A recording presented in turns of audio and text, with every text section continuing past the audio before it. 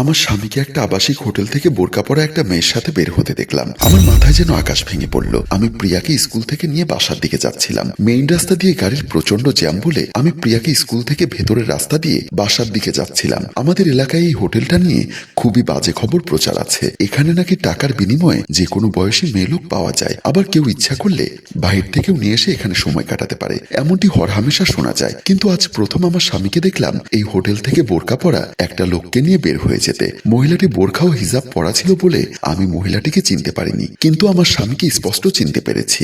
ভাগ্যিস ওরা আমরা যেদিক দিয়ে আসছিলাম এদিকে না গিয়ে উল্টো পথে যাচ্ছিল, না হলে আমার স্বামীর সাথে আমার মুখোমুখি দেখা হয়ে যেত। বাবুকে ওই মহিলার সাথে যেতে দেখে প্রিয়া বলল, মা মা দেখো বাবা। প্রিয়া বাবা বলে ডাক দিতে যাবে, আমি সাথে সাথেই প্রিয়ার মুখ চেপে ধরি। ভাগ্যিস বাবু প্রিয়ার ডাক শুনতে পাইনি, ওরা চলে গেল। আমি প্রিয়ার মুখ থেকে হাত ছেড়ে দিলে প্রিয়া বলল, মা তুমি বাবাকে ডাকতে দিলে না কেন? ওটা তোর বাবা নয়। না, ওটা আমার বাবা। আচ্ছা বেশি কথা বলিস না, তাড়াতাড়ি বাসায় চল। আমি মেয়েকে ওর বাবার কুকর্মের কথা কিভাবে বলি, তাই এক প্রকার জোর করে মেয়েকে নিয়ে ঘরের দিকে চলে আসলাম। ঘরে এসে মেয়েকে গোসল করিয়ে আমি রান্নাঘরে ঢুকেছি। রান্না বান্না করার জন্য চুলায় তরকারির কড়াই তুলে দিয়েছি। কখন যে চুলায় তরকারির কড়াই তুলে দিয়েছি সে কথা আমার খেয়াল নেই। আমার চোখে ভাসছে শুধু সেই দৃশ্য যেখানে একটা মেয়েকে নিয়ে বাবু হোটেল থেকে বের হচ্ছে। কি আমার এমন কমতি ছিল যে বাবুকে প্রায় সময় বিভিন্ন মেয়ের কাছে যেতে হয়? আমি যখন রান্নাঘরে দাঁড়িয়ে দাঁড়িয়ে কথাগুলো ভাবছিলাম এমন সময় কলিং বেলের শব্দ শুনতে পেলাম। রান্নাঘর থেকে গলা টেনে দেখলাম আমার মেয়ে প্রিয়া দরজা খুলে দিচ্ছে। ও দরজা খোলার সাথে সাথে বাবু ঘরে প্রবেশ করেছে। প্রিয়া বাবাকে দেখে বলল, জানো বাবা, আজ স্কুল থেকে আসার পথে আমি আর মা তোমাকে দেখেছিলাম। ওর মুখে এমন কথা শুনে বাবু কিছুটা চমকে উঠল। সে চোখ বড় বড় করে মেয়ের দিকে তাকিয়ে বলল, কোথায় দেখেছিলে আমাকে? প্রিয়া আধো আধো গলায় বলল, একটা বিল্ডিং থেকে তুমি আর বোরকা পরা একটা আন্টি আমাদের সামনে দিয়ে হেঁটে চলে গেছো। কথাটা শুনে বাবু বিচলিত হয়ে পড়ল।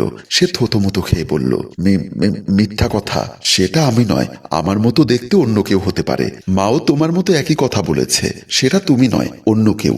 বলে প্রিয়া ওখান থেকে চলে গেল। যতই মেয়ের কাছে মিথ্যা কথা বলুক বাবু, কিন্তু বুঝতে পেরেছে আজকে যে মেয়েকে নিয়ে হোটেলে উঠেছিল সেটা তার স্ত্রীর চোখে ধরা পড়ে গেছে। তাই সে টেনশনে পড়ে গেল কিভাবে স্ত্রীর কাছ থেকে বিষয়টা এড়িয়ে যাওয়া যায়। আমাকে খোঁজার জন্য সে ধীরে ধীরে যখন রান্নাঘরের দিকে আসছিল তখনও আমি চুলার উপর তরকারির কড়াইয়ের সামনে দাঁড়িয়ে আছি। আনমনে বাবুর এমন কুকর্মের কথা ভাবছি বলে কখন যে তরকারিগুলো পুড়ে ধোয়া বের হচ্ছে সেটা টেরই পেলাম না। বাবু রান্নাঘরের কাছাকাছি আসতে দেখতে পেল কড়াই থেকে ধোয়া বের হচ্ছে। সাথে সাথে সে দৌড়ে এসে গ্যাসের চুলার সুইচটা অফ করে দিল। আমার চোখে জল দেখে কাপা কাপা গলায় বলল, আর একটু হলে তো চুলায় আগুন ধরে তুমি সহ পুড়ে যেতে।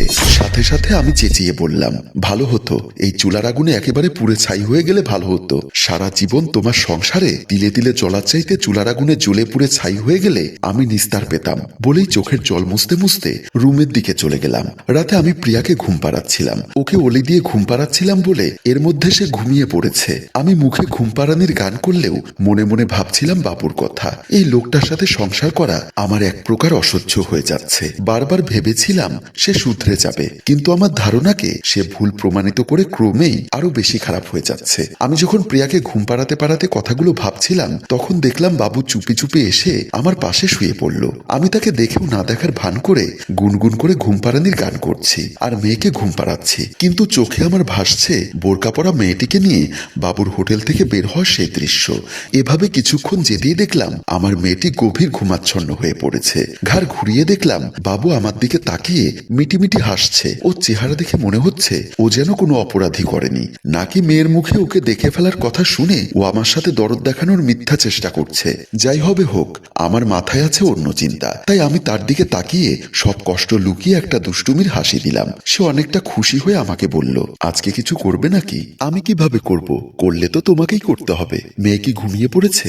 হ্যাঁ, দাঁড়াও তাহলে আমি বাথরুম থেকে ফ্রেশ হয়ে আসি। বলেই বাবু খাট থেকে নেমে ফ্রেশ হওয়ার জন্য বাথরুমে চলে গেল। আর আমি তাড়াতাড়ি বিছানার নিচে থেকে আগে থেকে লুকিয়ে রাখা ব্লেডটা হাতে নিলাম। কিছুক্ষণ পর লক্ষ্য করলাম বাবু হাসতে হাসতে বাথরুম থেকে বের হয়ে আসছে। আমিও তার দিকে তাকিয়ে মিটিমিটি হাসছি। বাবু যখন খুব আবেগ নিয়ে আমাকে জড়িয়ে ধরতে গেল তখনই আমি সাথে সাথে ওর সেই জায়গায় মুষ্টি মেরে ধরে ফেলি। বাবু হাসতে হাসতে হাসতে বলল, ছি, আমার লজ্জা লাগছে, আর যেন লজ্জা না লাগে সেই ব্যবস্থাই করছি বলেই ব্লেড দিয়ে এক পোচে ও সেই জায়গাটাই কেটে ফেললাম, যেটা নিয়ে আমার সংসারে এত অশান্তি। সাথে সাথে বাবু ওই জায়গা বরাবর চেপে ধরে ফ্লোরে গড়াগড়ি করতে লাগলো, আর আমি তার সেই গোপন জিনিসটা হাতের মুঠিতে চেপে ধরে বললাম, ওটার কারণেই তো তুই সবসময় আমাকে কষ্ট দিস, মেয়ে দেখলে তেঁতুল দেখার মতো তাকিয়ে থাকিস, যা আজ তোকে নিস্তার দিলাম। বাবু ফ্লোরে গড়াগড়ি করতে করতে বলল, এ কি করলে রোকসানা, তুমি আমাকে শেষ করে দিলে। আমি এখন তোর কাটা এটা নিয়ে থানায় যাচ্ছি, প্রয়োজনে জেল ফাঁসি যা হবে হোক, তারপরেও তো তোকে বহুগামিতা থেকে ফেরাতে পারবো। একটা কথা মনে রাখিস,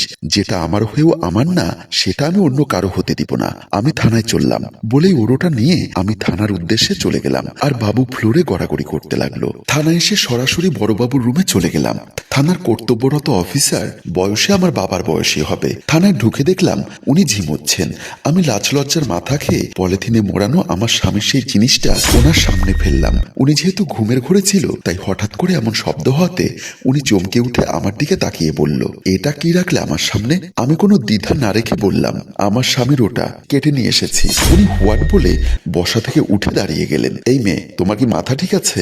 সেন্ট্রি, এই সেন্ট্রি বলেই উনি দায়িত্বরত সেন্ট্রিকে ডাকতে লাগলেন। আমি ওনাকে থামিয়ে দিয়ে বললাম, স্যার, সেন্ট্রিকে ডাকতে হবে না, কোন লকারে ঢুকতে হবে আমাকে দেখিয়ে দিন, আমি নিজেই ঢুকে যাব। আমার এমন আত্মসমর্পণ দেখে উনি কিছুটা অবাক হয়ে বলল, সত্যিই কি তুমি তোমার স্বামীর ওটা কেটে ফেলেছো? হ্যাঁ স্যার, আপনার বিশ্বাস না হলে পলিথিনের ভেতরে আছে, চেক করে দেখতে পারেন। হায় হায়, তুমি এমন জঘন্য অপরাধ কেন করতে গেলে? সাদে কি আর কোনো স্ত্রী তার স্বামীর ওটা কাটতে পারে স্যার? আমার মুখে এমন কথা শুনে অফিসার বলল, তাহলে তুমি কেন এমনটা করতে গেলে? আমি কি চেয়ারে বসতে পারি? না, তুমি আত্মস্বীকৃত অপরাধী। তুমি দাঁড়িয়েই বলো। আজ মেয়েকে স্কুল থেকে আনার সময় আমার স্বামীকে দেখলাম অপরিচিত একটা মেয়েকে নিয়ে একটা আবাসিক হোটেল থেকে নামছে। কোন হোটেল থেকে?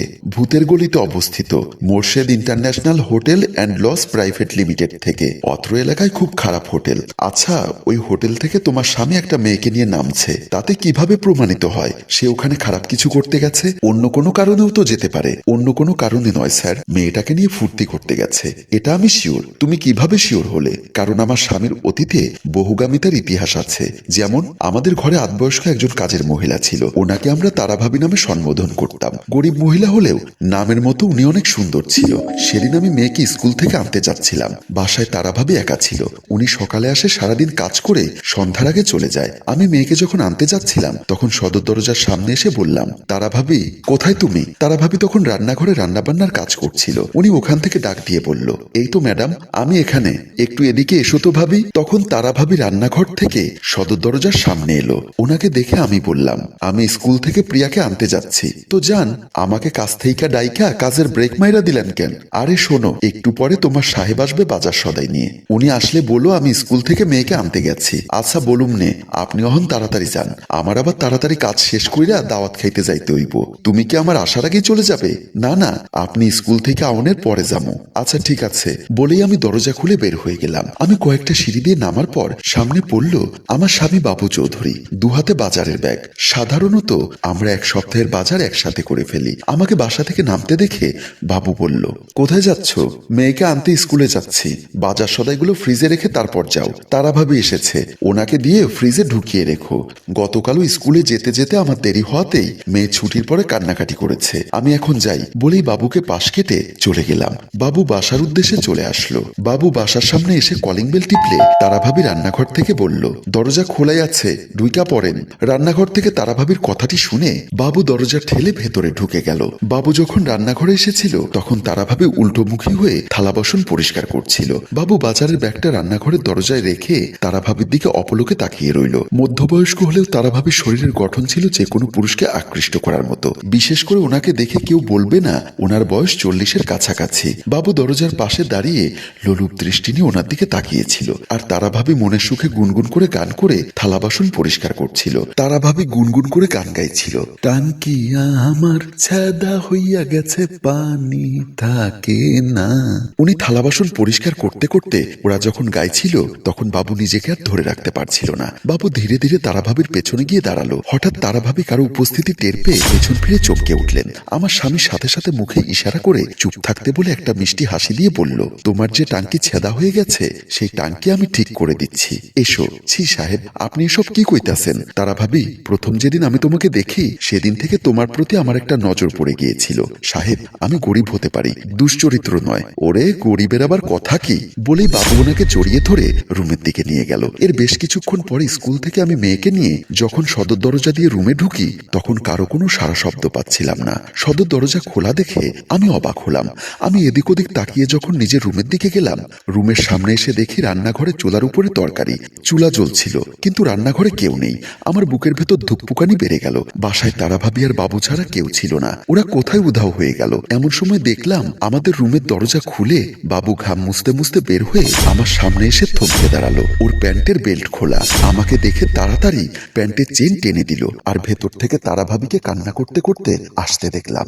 হ্যালো ভিউয়ার্স, এখানে আমাদের গল্পটি শেষ নয়। সময় স্বল্পতার কারণে আমরা গল্পটি পুরোপুরি শেষ করতে পারিনি। তাই উক্ত পর্বের দ্বিতীয় পর্ব দেখতে চাইলে অবশ্যই কমেন্ট করে লিখে জানান। মনে রাখবেন, যে গল্পের কমেন্ট, ভিউজ এবং শেয়ার কম হয় আমরা সেই গল্পের পরবর্তী পর্ব তৈরি করি না। তাই উক্ত গল্পের দ্বিতীয় পর্ব দেখতে চাইলে বেশি বেশি কমেন্ট এবং শেয়ার করুন। ধন্যবাদ।